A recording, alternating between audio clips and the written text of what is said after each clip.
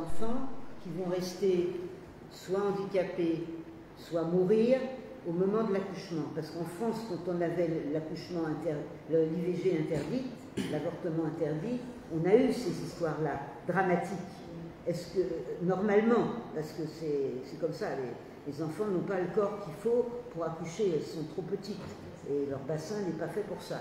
Donc, est-ce que là, vous avez une idée du nombre, peut-être ou pas, d'enfants qui vont être très handicapés ou même mourir du fait de l'accouchement? Malheureusement, les enquêtes ne sont pas orientées dans ce sens. Or, on devrait les avoir. Elles devraient être disponibles. Mais, n'empêche que ces cas, on a eu beaucoup de cas de ce genre. Là, en ce moment, je ne sais pas si vous avez suivi, enfin, vous venez d'arriver, il y a eu un cas dans une autre île d'une mineure de 13 ans qui a été engrossée par son oncle paternel. C'était dans les réseaux. Et il y a eu des tractations. L'oncle, disons le père biologique, a voulu sauver son frère au détriment de cette fillette, de cette mineure de 13 ans. Donc, quand le cas est arrivé à la force disons, à la gendarmerie, mais le père faisait tout pour favoriser son frère et le faire partir, disons, le sauver. Pendant que l'enfant est là, 13 ans, on attend son accouchement. Donc, je ne peux pas ne pas vous raconter ça parce que c'est médiatisé. Donc, c'est médiatisé, c'est à moi qui vous le dis, mais c'est récent, on a publié ça. Donc, c'est complexe, mais c'est des cas qui sont là, qui sont réels. On sait qu'un enfant de 12 ans, de 11 ans, a du mal à porter une grossesse jusqu'à terme. Mais on ne sait pas comment faire. Donc, c'est des travaux de plaidoyer. C'est pourquoi nous créons des partenariats et progressivement, on finira par conscientiser, parce que le rôle de la société civile, c'est quoi? C'est la conscientisation des décideurs, des leaders communautaires et à tous les niveaux. C'est la conscientisation d'abord. Les leaders politiques, heureusement, nous en avons parlé. Oui. On en a un qui est quand même très attaché aux droits des femmes. J'ai une autre question, si vous me permettez, c'est la violence pour les femmes de 18 ans, parce que vous en avez très peu visiblement dans votre panel. Hein, on voit qu'il y a peu de choses, un petit peu sur la pension alimentaire, mais pas grand-chose sur les violences sexuelles et les violences physiques. Les adultes. Les adultes, des femmes. Oui, des femmes. Dans le cadre conjugal. Je vais c'est dans le cadre conjugal. Oui, là, vous avez quelque chose que vous travaillez. Comment ça se passe pour les femmes adultes, mariées, victimes de violences, par exemple, sexuelles ou physiques? Puisque c'est que dans le monde, il y en a une sur 3 qui est victime au cours de sa vie de violences physiques ou sexuelles de la part de son compagnon ou de son ex. Donc là, on devrait avoir beaucoup plus. On n'a presque rien. Je vais vous expliquer. La structure de collecte des données pour les adultes n'est pas créée. Je me rappelle, à un moment donné, on a voulu faire un service conjoint. Données pour les adultes, données pour les mineurs, qui sont collectés au service d'écoute. L'UNFPA allait prendre pour les adultes. Et l'UNICEF est là depuis 2004, il collecte et il a vu la publication. Mais encore une fois, on revient sur l'aspect culturel. Chez nous ici, quand une femme est battue, quand une femme est malmenée par son époux ou disons son partenaire, mais c'est gênant de le rendre public. Il faut montrer que tout va bien. Je préfère le dire. C'est notre contexte culturel, je le dis.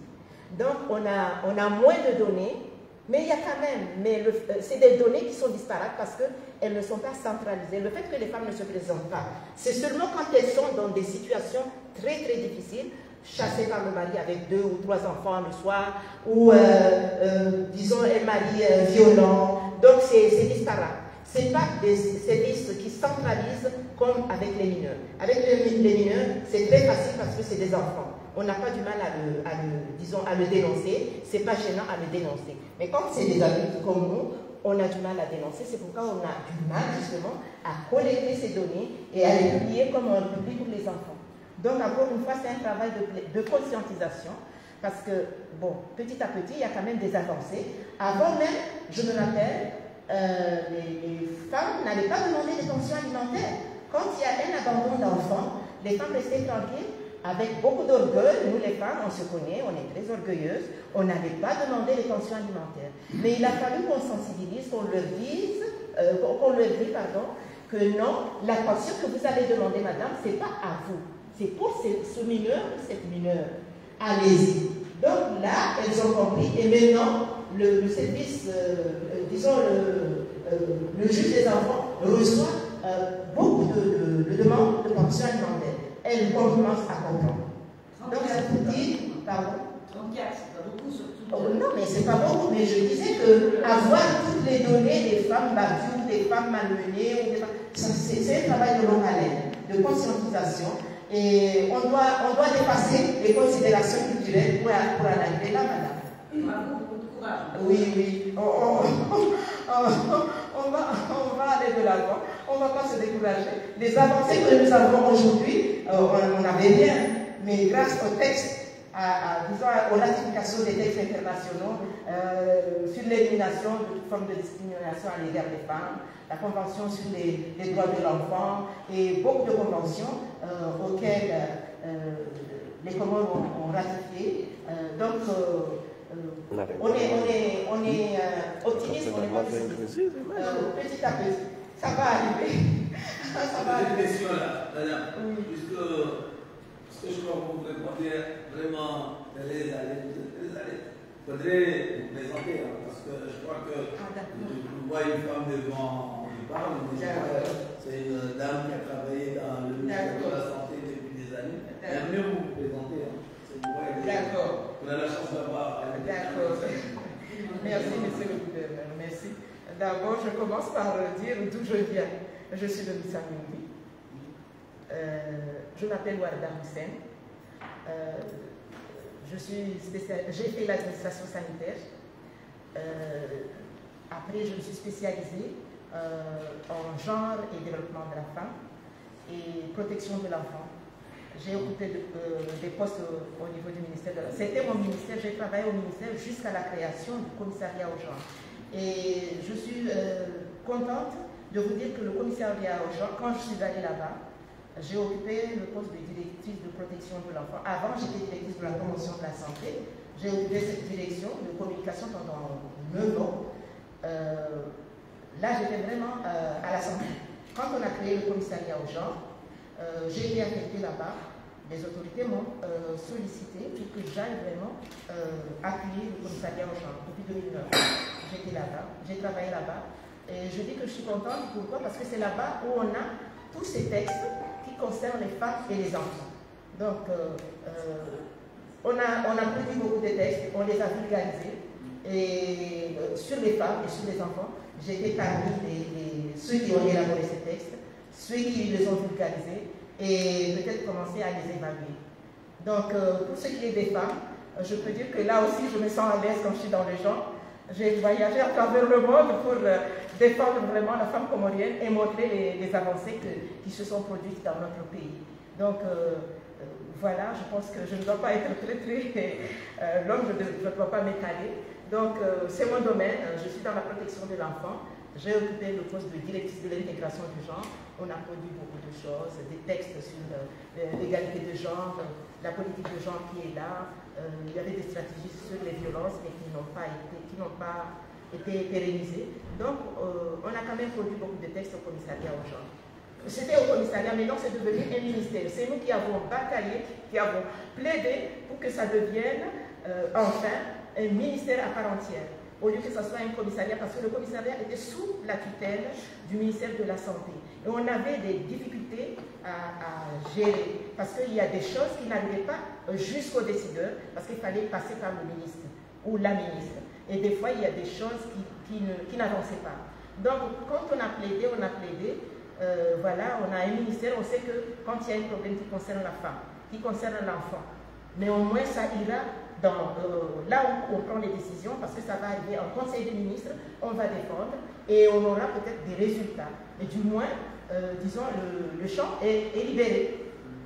Voilà, c'est ce que je voulais dire. Est-ce que monsieur, j'ai encore une question? Pour votre question sur la grossesse, c'est vrai, nous sommes un pays musulman. Mais ailleurs, pour les occidentaux, vous avez des lois qui protègent tout ça. Donc je profite avec la présence de notre gouverneur. Il est membre encore de l'association Khalifa. Il nous donne beaucoup d'idées, beaucoup de force. Il fallait que les députés proposent une loi sur l'Assemblée nationale. Parce qu'en islam, si le docteur chargé, spécialiste de ça, s'il ordonne que cette grossesse peut avoir des conséquences avec la santé, il peut ordonner l'avortement. Donc ça, et le gouverneur encore, c'est un jurisprudentiel de l'islam. Ah oui. Donc, avec sa présence ici, je vous demande d'aller demander aux députés de nos îles, aux députés de l'Union, de proposer une loi sur ça. Vous me faites très plaisir, monsieur, je ne sais pas le dire autrement, parce que je connais, pour quelques jours, là, on vient de faire connaissance vraiment, on s'était vu à Bobigny, mais je connais l'engagement de votre gouverneur, je ne vous connaissais pas, et je vais vous retenir, parce que je trouve que ce que vous dites est très beau, et effectivement, une des possibilités, c'est l'avortement thérapeutique, parce que la fille risque vraiment, pas seulement pour sa santé, pas seulement dans l'immédiat, mais aussi sa santé sexuelle dans l'avenir, et puis d'un point de vue psychologique. Quand j'ai été violée, élever un enfant, c'est quand même, on le sait, très difficile et très douloureux. J'avais une question sur ce que vous appelez les violences culturelles, c'est-à-dire les mariages précoces et les mariages forcés. Comment vous traitez le sujet ici? Est-ce qu'il y a un plaidoyer qui se fait auprès des familles pour qu'il n'y ait pas de mariage d'enfants? Est-ce que vous êtes sur les enfants? Comment ça se passe? Justement, je reviens un peu sur la conscientisation et la sensibilisation. Le changement de comportement, c'est un travail de longue haleine. Donc, ce n'est pas du jour au lendemain qu'on peut changer de comportement. Mais c'est à travers la sensibilisation qu'on a le changement de comportement. Il y a celles, parce que quand je dis celles, souvent c'est la mère qui est avec l'enfant, il y a celles qui le font par ignorance. Elles ont un enfant qui est réglé et là déjà il est devenu une femme, je dois la marier. C'est l'ignorance, bien sûr, c'est l'ignorance. Les cas arrivent, même récemment, j'ai été saisie pour un cas, disons, d'une ville qui est non loin d'ici, d'un mariage précoce. Et le père, qui a été interdit malheureusement, il se dit se conformer à la religion pour marier ses filles très jeunes, 14 ou 15 ans. Mais il y a disons, un plaidoyer qui est mené. Heureusement, le frère de cette fille, d'ailleurs c'est la dernière, elle s'est rebellée et elle a eu l'accompagnement de son petit frère. Et ils sont en train de voir comment retirer sa sœur de cette situation. Et il a réussi à l'enlever de cette ville. Le père est en France. Il était un caddie. Donc, c'est un travail de conscientisation. Nous, quand on apprend l'histoire, quand on nous saisit, que ce soit ici en Grand Commun, en Jouan ou en Moïdi, les structures en charge de la protection de la femme et de l'enfant prennent en charge le cas. Je peux vous raconter une histoire. Je me rappelle en Jouan, notre île, il y avait une fille qui n'avait même pas eu ses premières règles. Mais déjà, il y a un monsieur qui est allé négocier pour avoir cette fille. Disons, il voulait épouser cette fille. Les parents ont accepté, c'est comme si on vendait une marchandise. Ils ont discuté sur la dot et tout, pendant que la fille n'avait même pas encore ses premières règles. Dès qu'elle a eu ses premières règles, le monsieur s'est présenté pour prendre la fille. Mais quand la direction du genre a eu cette information, parce qu'il y avait quand même le voisinage qui suivait la situation. Donc la direction est allée dans ce village et s'opposer pour que le mariage ne soit pas consommé. Heureusement pour cette fille, on a réussi à l'enlever de cet engrenage. Donc on a dit à la famille, débrouillez-vous, récupérez votre dot, aux messieurs, récupérez votre dot, mais c'est une enfant. C'est un enfant qui va donner naissance à un enfant. Donc quand on est au courant, quand les ONG sont au courant, ils font quand même une action. Minime qu'elle soit, mais on n'aime pas les choses se faire comme ça. Donc, on voudrait mettre le paquet sur la sensibilisation, mobiliser beaucoup de fonds pour intensifier la sensibilisation sur les droits des femmes et sur les droits de l'enfant et la protection de ces catégories sociales. Le mariage ici, normalement, était à 18 ans, la loi à 18 ans. Il y a donc des exceptions quand on marie un enfant de moins de 18 ans. Est-ce qu'il y a une répression qui existe de ces mariages? Parce que si on veut que la loi soit respectée, en fait, la prévention, elle a besoin de la répression. Parce que si c'est interdit et qu'il ne se passe rien pour l'agresseur, ça veut dire que j'ai le droit de le faire. Et si il se passe quelque chose, ça veut dire que je n'ai pas le droit de le faire. Donc je vais avoir peur de la police et de la gendarmerie, de la justice, puisque la loi dit que moins de 18 ans, non. Comment ça se passe? Il n'y a pas du tout de... Quand vous êtes au courant, quand l'environnement, les voisins sont au courant, il n'y a rien qui va vers la police et la gendarmerie pour les mariages précoces? Encore une fois, je vais vous dire, il y a beaucoup de textes sur la protection de l'enfant et la femme. On a même vulgarisé ces textes en 2021. Moi, j'étais parmi ceux qui l'ont élaboré, ceux qui l'ont vulgarisé. On avait recruté 2 consultants juristes pour collecter tous ces textes, les compiler et les vulgariser. Parce que justement, il fallait les vulgariser pour donner l'occasion à toute la population de prendre connaissance de ces textes. Donc, comme je l'ai dit, c'est un travail de longue haleine. Ce n'est pas en une journée ou en un mois ou en un an que les comportements vont changer. C'est un travail de tous les jours, de toutes les années, et vraiment pour avoir un résultat. En ce qui concerne la répression, je veux dire que les agents de force de l'ordre sont toujours formés. Ils sont toujours formés sur les violences. Je me rappelle une fois, j'étais formatrice à un séminaire qui était organisé à l'endroit des forces de l'ordre, les gendarmes et les polices. Les policiers et les gendarmes. Mais il faut aussi qu'il y ait un mécanisme de contrôle. C'est ce qui fait défaut. On forme, mais est-ce qu'ils appliquent? Comment on va les contrôler? Donc je crois qu'il faudra créer des mécanismes vraiment pour pouvoir suivre. Les créer, ça ne sera pas facile, mais il faudra y penser. Parce qu'il n'y a pas un mécanisme de suivi, il n'y a pas un mécanisme de contrôle.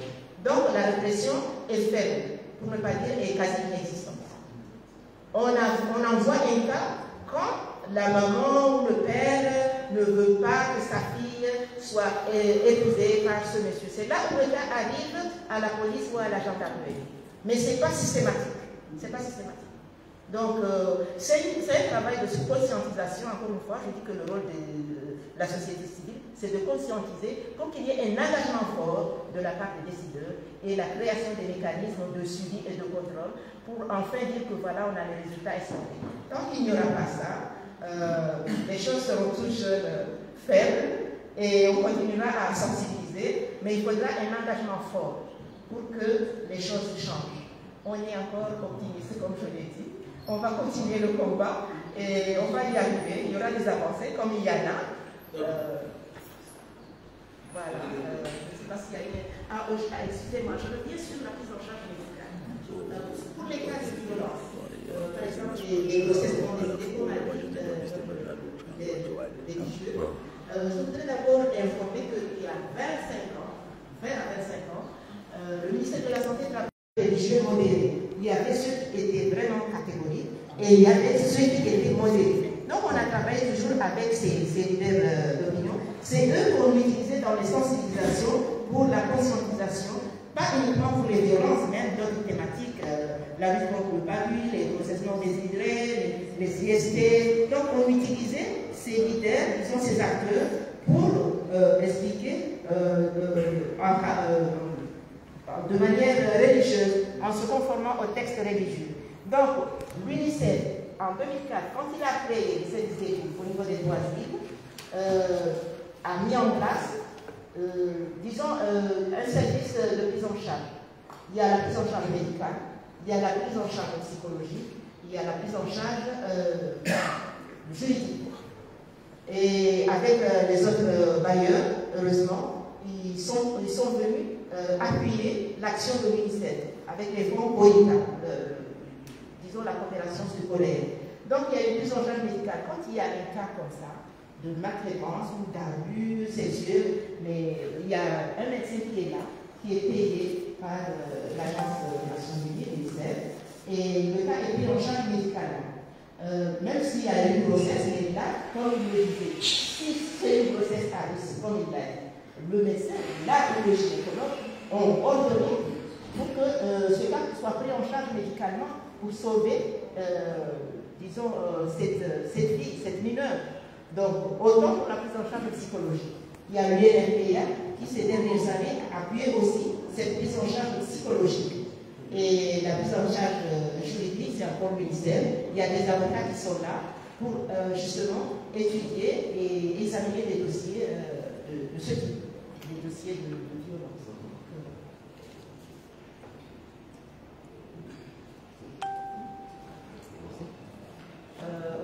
Là, c'est toujours les questions, s'il y a des éclaircissements, si vous avez des questions, si vous voulez des éclaircissements, si vous avez des points qui ne sont pas très clairs pour vous. Juste un retour. Parce que j'ai beaucoup d'admiration. Nous avons, je crois que je peux dire, beaucoup d'admiration pour le travail que vous faites. Okay, Ce que nous comprenons en vous écoutant, c'est que le contexte social est difficile pour les femmes. Parce que vous parlez toujours des décideurs. Hier, on a vu un certain nombre de femmes décideuses.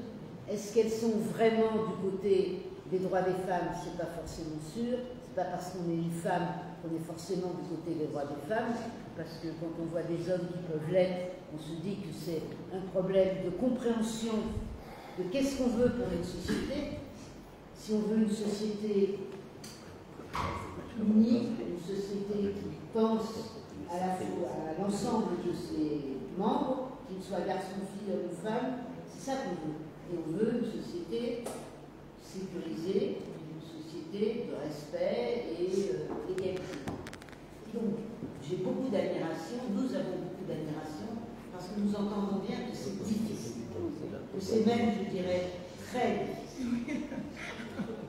Oui, tout à l'heure, nous étions dans un autre village, nous avons été très bien reçus, mais nous avons vu que les décideurs étaient des hommes, pour l'essentiel, les femmes étaient là, bien sûr, et ce que vous dites, on se tourne vers les décideurs, ce sont des hommes. Et donc, dans notre pays, nous nous sommes battus beaucoup, je regarde mon président, sur l'égalité hommes-femmes, notamment dans les lieux de décision. Et parce que tant qu'elles ne sont pas dans les lieux de décision, c'est compliqué. Et on a été obligé de faire des lois. À chaque fois, on a rajouté un morceau à la loi pour qu'elle soit vraiment dans les niveaux les plus élevés de décision. C'est-à-dire jusque à la vice-présidence, par exemple, du conseil départemental ou à l'Assemblée, partout, pour qu'il y ait vraiment cette égalité. Et c'est vrai, vous avez raison, il faut inciter les décideurs à prendre de bonnes décisions. Mais vous savez, nous les femmes, on sait aussi que notre histoire, j'ai un certain âge, notre histoire, elle s'est construite, et les droits des femmes se sont construits par notre participation, notre manifestation, le fait qu'on soit entré, pas seulement gentiment, si j'ose dire, dans la prise de décision, mais qu'on ait aussi montré notre détermination. Parce qu'on peut compter sur quelques hommes, je me tourne toujours vers monsieur le gouverneur, je peux me tourner aussi vers vous, monsieur, si vers moi aussi. Peut-être je ne connais pas, mais j'ai entendu monsieur, je connais monsieur et je connais monsieur. Donc je parle des personnes que je connais, mais sans doute, si vous voulez être dans le club, on est d'accord, il n'y a aucun problème. Donc la question c'est vraiment qu'on ne peut compter que sur notre propre force. Et après, la société, elle bouge. Et vous avez raison de travailler sur les enfants, parce que c'est notre avenir. Et c'est aussi sans doute eux qui sont le plus, comment dire, qui sont le moins, comment dire, tolérants aux inégalités et aux violences. Donc c'est très important aussi de travailler avec eux. Vous avez tout à fait raison. Et à nous sommes ni vous, nous soutenons totalement votre travail et nous sommes très respectueuses et respectueux de votre travail parce que c'est un travail difficile mais magnifique. Merci. Je voulais vous excuser puisque autour de cette table, ce sont des décideuses, n'est-ce pas? Pas des décideurs. Je connais le président des décideurs, c'est Madame Africa qui décide avec la présidente de l'association. Mais on voulait juste gérer un peu le temps. Pour savoir, parce qu'il y a une délégation qui parle tout à l'heure, donc on aurait voulu à ce que si les discussions arrivent à leur terme, s'il y a des projets ou des demandes que l'association voudrait présenter, qu'elle présente, parce qu'après on aurait voulu arrêter pour que la délégation aille voir un peu Malouga, voir un peu la plage et la mer. C'est aussi un plaisir dans ce genre de moments de rencontre. Et après on viendra déjeuner pour que le président et sa délégation puissent partir à l'aéroport à temps. Donc c'est juste pour vous dire d'écouter un peu les interventions et d'aller vers Bon, en clair, juste pour rebondir sur ce qu'a dit. Monsieur le Président de Paris. En clair, pour rebondir sur ce que Ernestine a dit, il est temps maintenant pour les femmes des Comores de prendre le pouvoir. Voilà. On va commencer par la France. Il a raison, il a raison. Non, mais. Attendez, il a raison. Mais la France a déjà agi. Il y a des lois sur l'égalité, sur la parité. Il y a une loi sur la parité. Exactement. Dans les gouvernements. Exact. Alors, il y a une ils n'ont pas voté Ségolène. Mais chez nous ici, excusez-moi, la Constitution, il y a des alinéas qui disent qu'il y a l'égalité dans la prise de décision, ceci, cela, mais quand on voit la réalité, c'est pas encore ce que nous voulons. Donc on n'est pas satisfait. Mais on ne peut pas aller loin, on se limite à ça. C'est l'égalité formelle. Vous savez, au commissariat aux gens, on a mis en place 4 plateformes. La plateforme des femmes en politique, la plateforme des femmes de lutte contre les violences. Il y a une plateforme des femmes sur l'économie et l'entrepreneuriat et une plateforme sur la pauvreté et le développement durable. C'est la COI qui avait appuyé la création de cette plateforme. Mais je reviens sur la plateforme des femmes en politique par rapport à ce que nous disons sur l'égalité et la qualité. Cette plateforme, il faut les appeler, justement pour inciter beaucoup de femmes à adhérer dans les formations politiques. Parce qu'une fois que les familles, elles sont et on pourra quand même les parler. Malheureusement, ça n'a pas donné le résultat escompté. Cette plateforme n'a pas fait un grand travail. Et beaucoup de femmes ne militent pas. Et tant que les femmes ne militent pas, elles ne sont pas visibles et les opportunités ne sont pas là pour elles. Donc, je ne sais pas, est-ce qu'on doit réactualiser cette plateforme ou bien continuer la sensibilisation? En même temps, rassurez-vous, en France, on a attendu 1997 pour voter une loi sur la parité. Oui, je sais.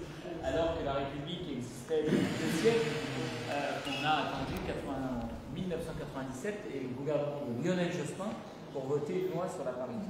Donc, il y a une loi qui existe, la loi. Je disais, on est la loi Adira. On est optimiste, il y aura des avancées. Moi, j'étais au Bahreïn, excusez-moi, j'étais au Bahreïn en 2018 sur la compétitivité des femmes et sur les avancées. J'ai vu d'où ça vient et le jour où on était là-bas, des avancées. Donc, on est optimiste. Le peu que nous avons, si on a une ministre ou on a deux ministres, on se dit qu'un jour on aura peut-être 10 ministres femmes.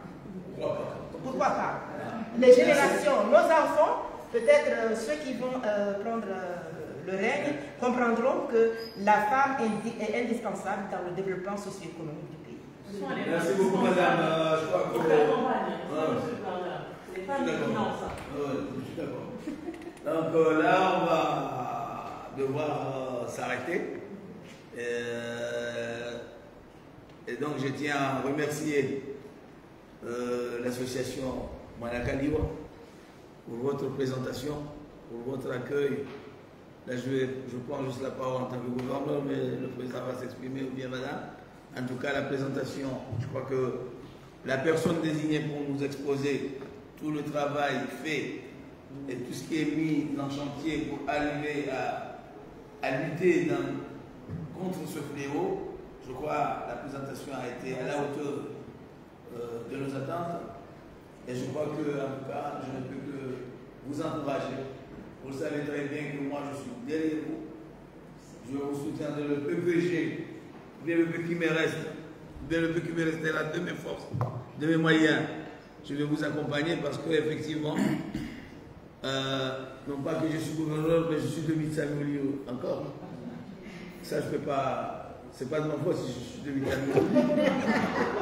Donc, je veux encore une fois appuyer cette association parce que je trouve qu'en dehors de la lutte contre la violence faite aux femmes et aux enfants, ils se sont donné d'autres missions qui me tiennent aussi à cœur et que je me mets à leur disposition et je mets à disposition de tout ce que je peux faire pour réussir cette mission. En tout cas, en mon nom, en tant que gouverneur, et suite à l'arrivée de la délégation conduite par le président du conseil départemental de Saint-Denis, j'espère que cette mission va prendre la mission. Le président va bientôt partir. Je ne peux que le remercier de cette visite, parce qu'encore une fois, vous avez donné l'occasion d'échanger, de nous exprimer, de voir qu'on a des points vraiment des combats qui sont communs. Cette lutte, ça n'a pas de frontières. On va essayer de mettre notre sien pour qu'on puisse justement, chacun dans le sien, pour qu'on puisse arriver à terme de. Non, peut-être c'est pas dans 2 ans, 3 ans, mais quand même, il faudrait que nos résultats puissent atteindre certains niveaux que nous, demain, dans 1 an, 2 ans, on pourra quand même, si on se revoit encore autour de cette table, on pourra quand même apprécier. En tout cas, courage à l'association Manakaliwa et aux autres, bien sûr. Merci beaucoup.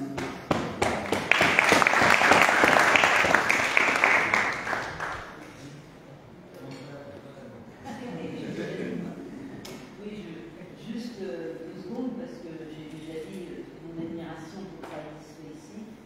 Toute mon admiration aussi pour le soutien de ce gouverneur de cette ville, parce que vous êtes à la fois, vous savez d'où vous venez, vous savez que c'est très important qu'on sache d'où on vient pour savoir vers où on va. Donc ici, dans cette ville, on voit que vous êtes attaché à votre ville, et je pense que ça conduit aussi votre politique en tant que gouverneur. Donc pour moi, c'est une sécurité, votre engagement est pour nous très important.